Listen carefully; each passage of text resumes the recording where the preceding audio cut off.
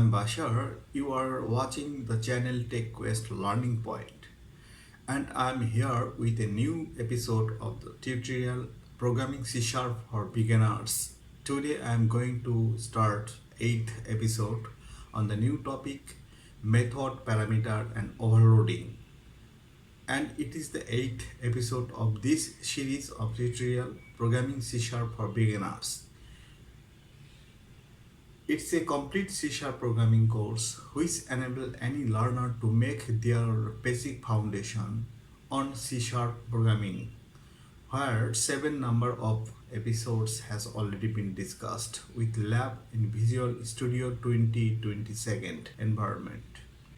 In this episode, I will discuss on create and call method, parameters and arguments, method overloading and recursive method call, as well as I will show with example to make your concept more clear in Visual Studio 2022.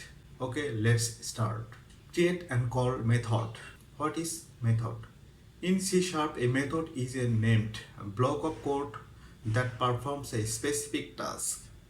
It encapsulates related functionality and promotes reusability, modularity, and clean code organization. Think of it like a mini program within your larger program designed to accomplish a specific job. Here are some key characteristics of methods in C Sharp. Reusable. You can call a method repeatedly within your program, saving time and effort. Modular. Methods break down your program into smaller self-contained units, making it easier to understand and maintain. Encapsulation. Methods can hide their internal implementation details, exposing only what's needed for other parts of your program to interact with them. Parameters. Methods can accept input, arguments or parameters to customize their behavior based on specific data. Return values. Methods can return a value or perform an action and then return control to calling code. Types of methods. Static methods belong to class itself, not specific objects, and can be called without creating an instance of the class. Instance methods require an object instance to be called and operate on that specific object's data. Void methods don't return any value. Their primary purpose is to perform an action. Value returning methods return a value of a specific type, as for example an integer, a string, etc. Example of a method. Here's a simple example of a method that calculates the area of a rectangle. In this example, the calculate area method is defined within a rectangle class. It takes no arguments and returns the area of the rectangle as a double value. This allows you to reuse this calculation logic for any rectangle object by simply calling the method on that object. Example of a method with parameter. Here's a simple example of a method with two parameters that add two values and return result. In this example, addition method is defined by a line where two values are added and the result is returned. In this method, two parameters accept values to perform addition. This method is called 3 times with different parameters values. So this allows you to reuse this summation logic for any values. Parameters and arguments. In C Sharp, parameters and arguments are closely related terms involved in passing information between different parts of your program, but they have distinct meanings. Parameters. Definition: parameters are declared variables within a method's signature. They act as placeholders for values that will be passed to the method when it's called. Location. Defined inside the method declaration before the opening curly braces within their data type and name. Purpose: specify the type and number of values the method expect to receive. That is the example. Here num1 and num2 are parameters representing two integer values the add numbers method expect to receive when called. Arguments. Definition: arguments are the actual values passed to a method when it is called. They provide the specific data that will be assigned to the corresponding parameters. Location: provide when calling the method inside the parentheses after the method name. Purpose: supply the necessary data to fulfill the requirements of method's parameters. Example: int result equal to add numbers 5, 10 semicolon. In this example, the arguments 5 and 10 are passed to add numbers method and they will be assigned to parameters num1 and num2 repeatedly inside the method's body. Here 5 and 10 are arguments passed to the method. Key differences. Timing. Parameters are defined when the method is created, while arguments are provided when the method is called. Location. Parameters appear in the method's signature, while arguments are used in the method call. Role. Parameters define the expected input, while arguments provide the actual input. The number and order of arguments must match the parameters defined in the method signature.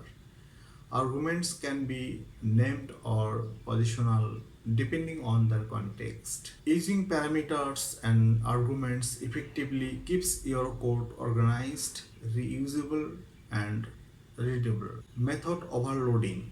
Method overloading is a powerful feature in C# that allows you to define multiple methods with the same name but with different functionalities. This is achieved by varying the parameters they accept either in terms of number of parameters. You can have a methods with the same name that take a different number of arguments. Types of parameters.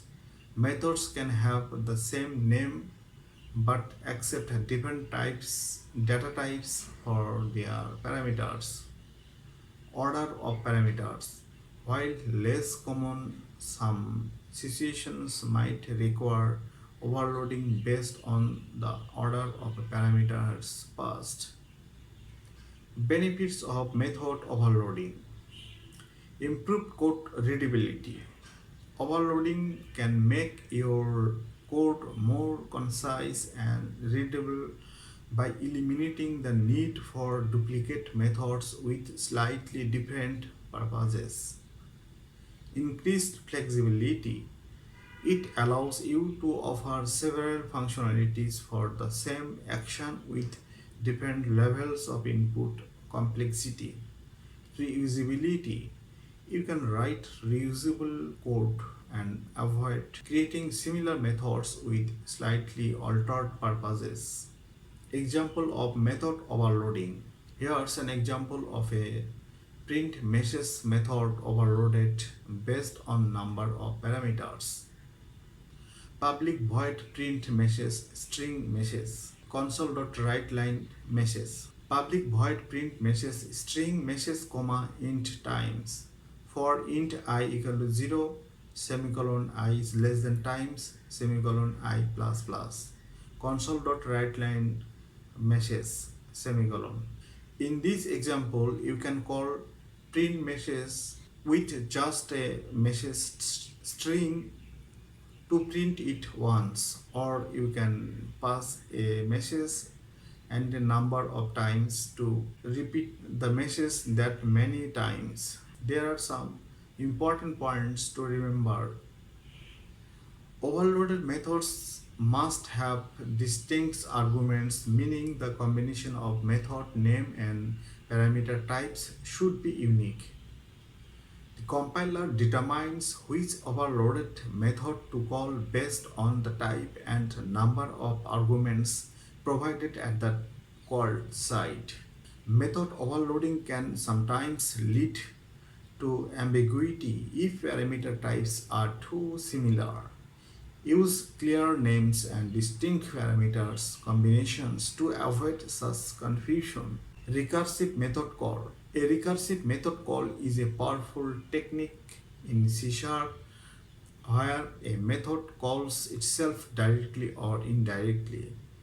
Imagine a function looking into a mirror that reflects itself, creating an infinite loop of reflections. Similarly, a recursive method can call itself repeatedly until a specific condition is met, allowing it to solve problems that involve breaking down complex tasks into smaller, similar subproblems. Here's how it works. Base case. Define a stopping point for the recursion. This is a simple condition that the method cracks, and when it's met, the recursion stops and the method returns a value. Recursive case. Define the logic for breaking down the problem into a smaller version of itself. This involves calling the same method again with different parameters based on the previous call. Continuation. The smaller problem created in the recursive case is then solved, which could involve another recursive call or reaching the base case. Unwinding. Once the base case is reached, the method starts returning values back up the chain of recursive calls, ultimately returning a final value to original caller. Example: factorial calculation. Let's see how recursion can be used to calculate the factorial of a number. The factorial of n, denoted as n factorial, is the product of all positive integers less than or equal to n. For example, 5 factorial equal to 5 multiplication 4 multiplication 3 multiplication 2 multiplication 1 equal to 120. Public static int factorial int n. If n equal to 0, base case 0 factorial 1, return 1. Else, recursive case n factorial equal to n multiplication parenthesis n minus 1 factorial. Return n multiplication factorial parenthesis n minus 1 semicolon. Int result equal to factorial 5. This will call the method recursively until n reaches 0. Console.writeLine 5 factorial equal to curly braces result. Output 5 factorial equal to 120. In this example, the factorial method checks if n is 0, base case. If it is, it returns 1, the factorial of 0. Otherwise, it uses the recursive case, multiplying n by the factorial of n minus 1, which itself will be calculated through another recursive call until n reaches 0. This process unwinds back up the chain of calls, returning the final result of 120. Remember, recursion can be a powerful tool, but it's important to use it carefully and ensure that your methods have a clear base case to prevent infinite loops.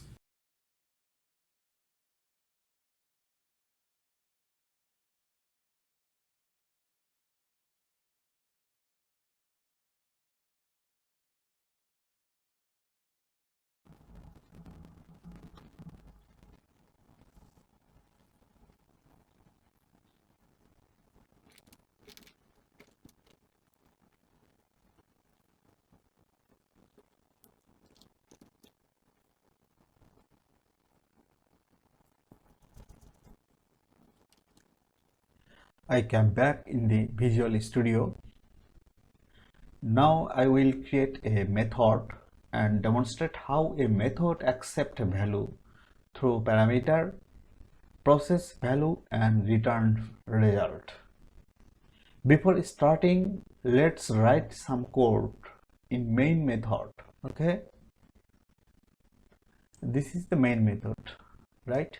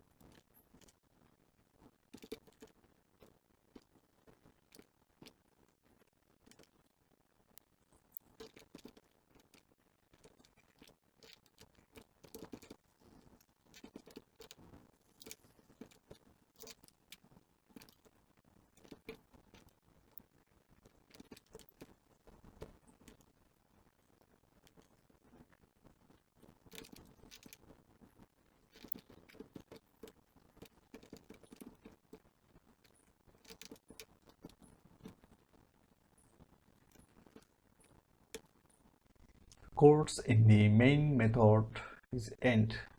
Okay,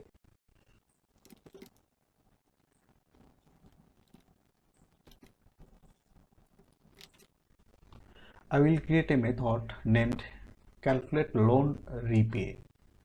For calculating loan repay, which accept amount, rate of interest and years. That's mean this method has three parameters: amount, rate of interest and year.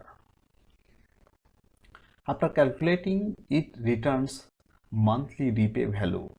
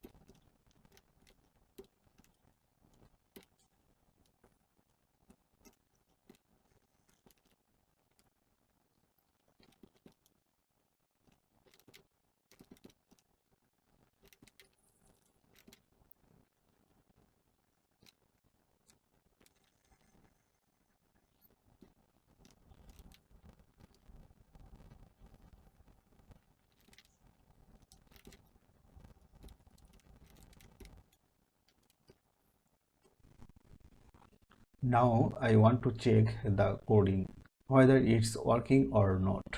Okay, let's run this program.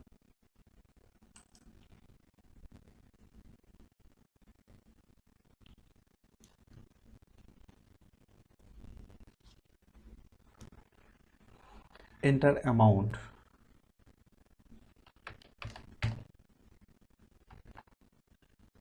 Enter rate of interest. Enter year.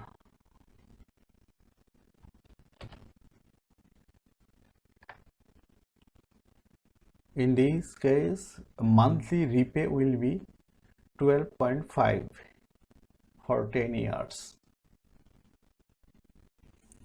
Okay, it's working now. These lines are for taking the input from keyboard. In this line, I called the method calculate loan repay with the parameter MNT RY year, right? In this line, I print the result.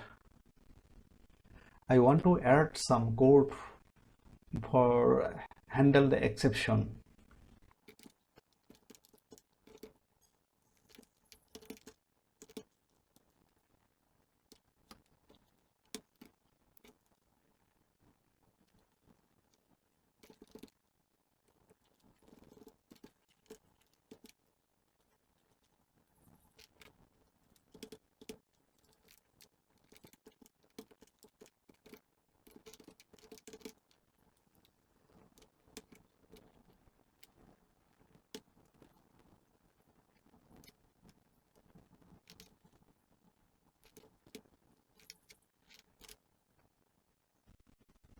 This is the exception handling code.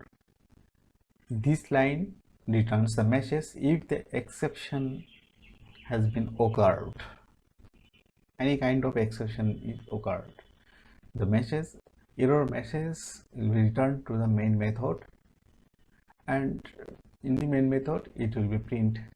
Okay, let's run the program step by steps to check how it's worked. Let's run.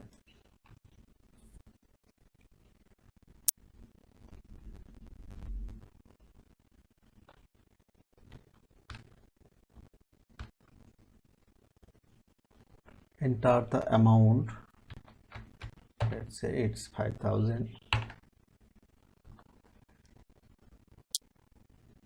5,000. Enter the rate of interest. Let's say it's 5.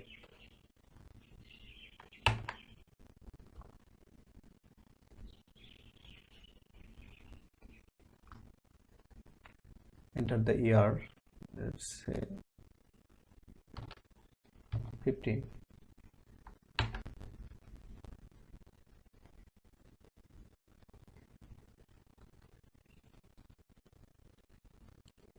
Now the method is called this line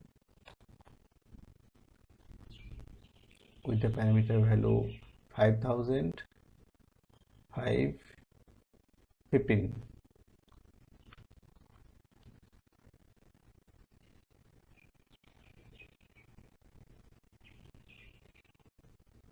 In this line, total interest is calculated.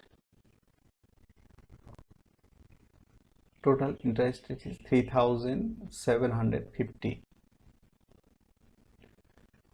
In this line, total interest plus amount, that is total interest with amount divided by years multiplied 12, that is total number of installment. Repay will be 48.61111. Return. Execution is come back from this line to this line and return the value into repay variable. At this moment, repay is null. When executed this line, repay will accept the return value. That is, return value is assigned to repay.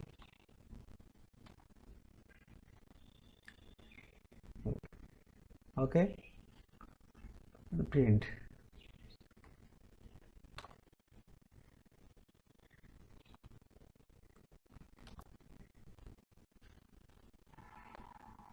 That's it. Here the method calculate loan repay is called with argument amnt, ROI and year, and returned value is stored in the repay variable. This function return values of which data type is string. ROI variable containing interest rate in percentage is divided by 100, which means interest per $1, and this value is multiplied by amount and year and then assigned to total interest. Here, first total loan amount with total interest is divided by total number of months, and then this value is stored in the variable repay to return into the main method. That's it. I hope you will be cleared how to create the method and call the method and calculation.